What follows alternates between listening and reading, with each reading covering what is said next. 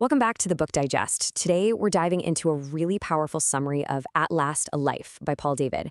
Now, this book, it offers a completely different way of looking at anxiety, one that has been an absolute game changer for so many people. And really, it all kicks off by challenging one single fundamental idea.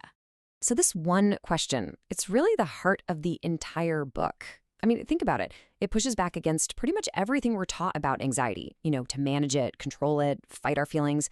But Paul David's huge idea is that this constant battle, well, it isn't the solution at all. It is the problem. And what makes his perspective so compelling is that Paul David isn't coming at this as some clinician or a researcher in a lab coat. No, his insights were born from his own deep personal suffering. We're talking about a full decade, 10 years, trapped in the grips of severe anxiety before he finally found a way out. Yeah, and this wasn't just a mild case of nerves. We're talking 10 long years. For the first 5 of those, he did everything you're supposed to do. Medication, therapy, you name it. But nothing stuck. Nothing gave him lasting success. And that, of course, led to this period of just deepening despair and isolation. It was only in that 10th year that something finally clicked. And it wasn't a new technique or a new pill. It was a fundamental shift in how he saw the whole thing. And just to really get the depth of his struggle, you have to look at the sheer range of symptoms he was dealing with. I mean, this is the whole shebang. Panic attacks and agoraphobia that make your world just shrink down to nothing. That totally bizarre, disconnected feeling of depersonalization, and just that constant, draining background noise of physical symptoms. This wasn't just worrying a lot. It was his entire reality.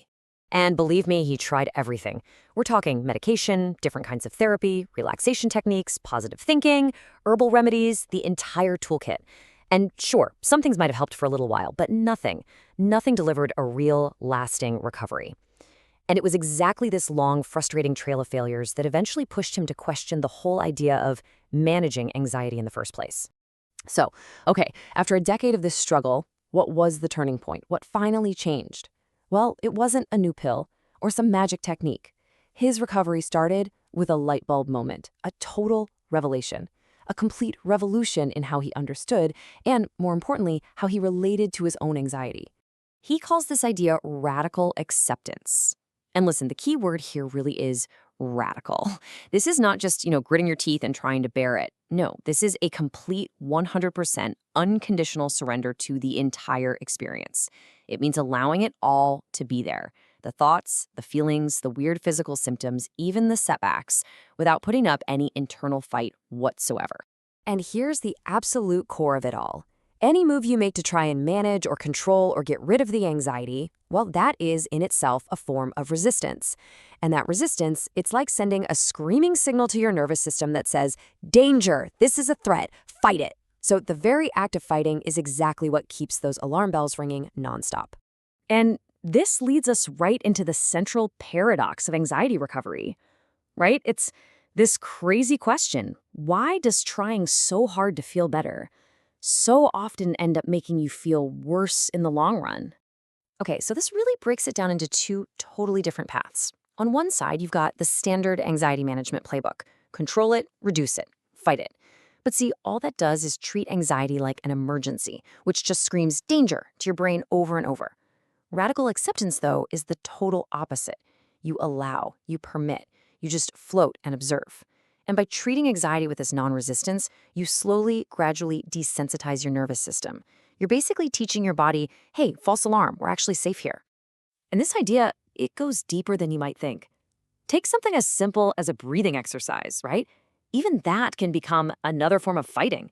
If your secret intention, deep down, is to desperately force the anxiety to go away. The second your goal shifts from, I'll allow this feeling, to, I need to control this feeling, you're actually, paradoxically, just fueling the fire. Okay, that's the theory. But let's get real. How on earth does this apply to the most frightening, the most specific symptoms of anxiety? The ones that make this whole acceptance thing feel completely impossible. Well, Paul David actually spends a lot of time on this. He talks about depersonalization and derealization. That profoundly weird and scary feeling that you or the world around you just isn't real. He calls them some of the most frightening symptoms out there, and for a good reason. They're so poorly understood, which just piles on more fear. His explanation is basically that your mind just gets so exhausted from being on high alert all the time, from the chronic anxiety and the constant self-checking, that it creates this strange, detached feeling. It's almost like a weird protective side effect. And the way through it? It's not to analyze it or panic about it. It's to do the hardest thing you can possibly imagine. Just allow those bizarre feelings to be there without piling that second layer of fear on top of them. And it's the exact same logic for those awful, intrusive thoughts. The more you fight with them, the more you argue with them, the more you desperately try to shove them out of your mind, the more important and sticky they become. Fighting them is like highlighting them for your brain and saying, see this? This is super dangerous.